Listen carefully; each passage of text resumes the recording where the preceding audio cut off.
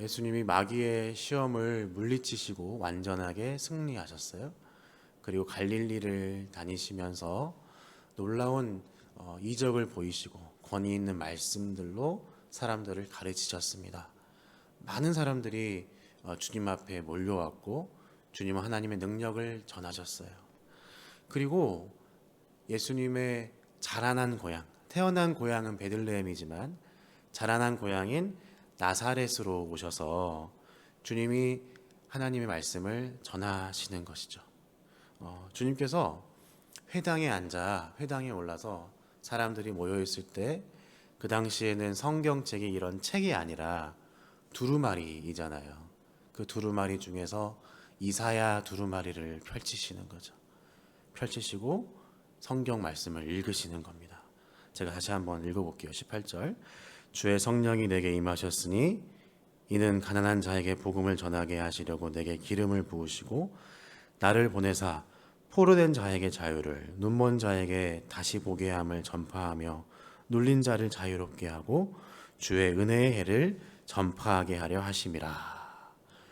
예수님께서 아주 거룩하시고 위험 있는 말씀으로, 음성으로 이사야서의 말씀을 읽어주시는 거예요.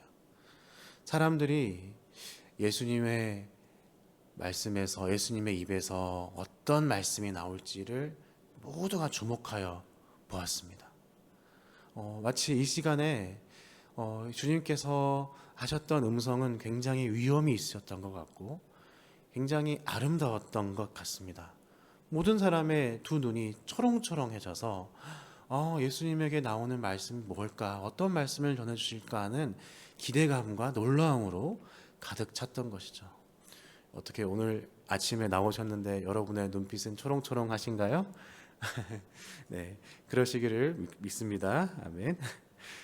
그런데 예수께서 성경을 봉독하시고 그것을 접어서 그 회당에서 업무를 맡은 자에게 주시고 이 말씀을 해석해서 설교를 해주시는 거죠. 그 설교가 21절 말씀이에요. 제가 읽어보겠습니다. 이에 예수께서 그들에게 말씀하시되 이 글이 오늘 너희 귀에 응하였느니라. 오늘 이 이사야 말씀이 너희에게 완전하게 이루어졌다 라고 예수님 말씀하시는 거예요. 사람들이 모두 예수님의 그 설교 말씀에 마음이 충만해지고 은혜를 받았습니다. 자유롭게 하시고 포로된 자를 놓아주시는 그 말씀이 응하졌다고?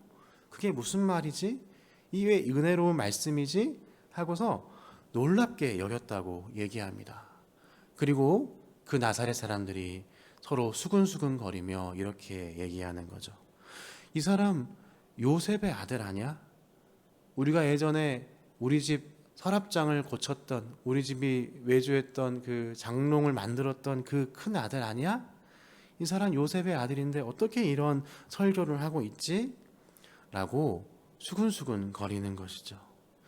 예수님은 이 말의 의도를 파악하시고 이들에게 말씀하십니다. 23절 제가 읽어보겠습니다. 예수께서 그들에게 이르시되 너희가 반드시 의사야 너 자신을 고치라 하는 속담을 인용하여 내게 말하기를 우리가 들은 바 가버나움에서 행할 일을 네 고향 여기에서도 행하라 하리라. 무슨 말이죠? 예수님이 이들 마음속에 있는 소원을 아신 것이죠.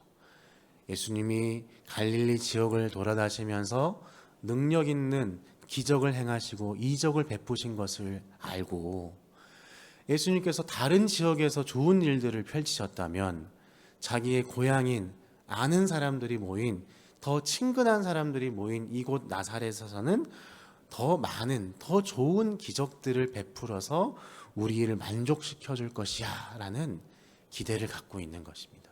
그 기대감이 이 사람은 내가 잘 알고 있었던 요셉의 아들인데 라는 말로 표현되고 있었던 것이죠. 예수님은 그 마음을 간파하시고 그들의 의도를 거부하고 계십니다. 우리는 지난 주일 설교 말씀을 통해서 진정한 자유라는 것이 무엇인지를 살펴봤습니다. 하나님의 자녀들은 하나님의 자녀라는 그 소속 안에서, 그 질서 안에서만 자유로울 수 있다는 것을 배웠습니다. 물고기에 대한 이야기를 들었었죠. 물고기는 물 속에 있어야 가장 자유로울 수 있습니다. 어리석은 물고기는 물 밖으로 나가려고 할 것입니다. 물 밖으로 나가면 자유로운 게 아니라 너가 죽어, 너가 숨 쉴 수 없어서 죽을 거야 라는 이야기를 헛소리로 생각할 것이죠. 그래서 물 밖으로 나가서 죽게 될 것입니다. 이와 같이 우리가 속고 있는 사실을 발견해야 한다고 이야기했습니다. 나의 원함과 나의 소원대로 모든 것을 다 이루어지는 것이 자유로울 것이라고 우리가 속고 있다는 것이죠. 나의 원함을 위해서 기도하는 것은 좋은데 나의 원함을 위해서 주 앞에 간절하게 기도하는 것은 우리가 마땅히 자녀로서 할 수 있는 일이지만 문제는 무엇입니까? 나의 소원과 나의 원함을 하나님, 그걸 기준으로 하나님까지도 바꾸려고 하는 것입니다. 자기만의 논리적인 구조로, 자기만의 생각과 자기만의 이야기로 오늘 말씀에서는 나사렛 사람들은 예수님을 바꾸려고 했던 것입니다. 나랑 친한 사람이니까 이렇게 해줘야 돼. 나랑 잘 아는 사람이니까 이렇게 해줘야 돼. 라고 자기들이 듣고 싶은 대로, 자기들이 보고 싶은 대로 예수님의 말씀을 드리려고 했던 것이죠. 이것을 확증 편향이라고 얘기하는 것 같습니다.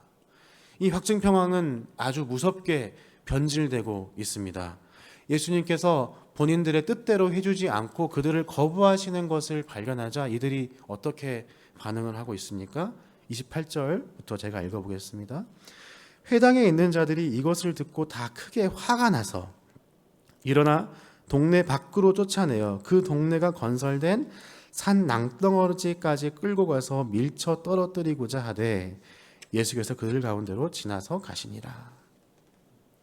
이들을 처음에 주님의 아름다운 설교를 듣고 충만하게 했던 그 은혜가 이제는 동일하게 충만한 분노로 바뀐 것이죠.